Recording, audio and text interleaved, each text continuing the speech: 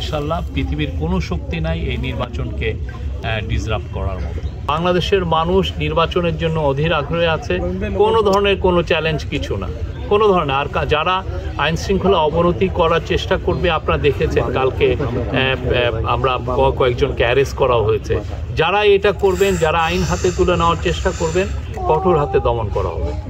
যারাই আমরা বারবার বলছি, অনেকে অন্যায় ইলিগাল দাবি নিয়ে মাঠে রাস্তায় নামতে চাচ্ছেন, তাদের বিষয়েও এই গভর্নমেন্ট যথেষ্ট কঠোর হবে।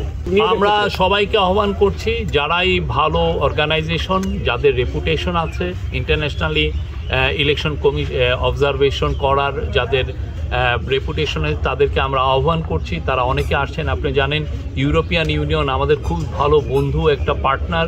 পদ্মা সেতু, মেট্রো রেল এবং এলিভেটেড এক্সপ্রেসওয়ে নির্মাণের গর্বিত অংশীদার বসুন্ধরা সিমেন্ট। তারা একটা বড় একটা ইলেকশন কমিশন অবজারভার টিম পাঠাচ্ছে। ইনশাল্লাহ পৃথিবীর কোনো শক্তি নাই এই নির্বাচনকে ডিসরাপ্ট করার মতো, কোনো শক্তি নেই ইনশাল্লাহ। আচ্ছা, নির্বাচন ওনার বিষয়ে আমাদের কোনো কমেন্ট নেই।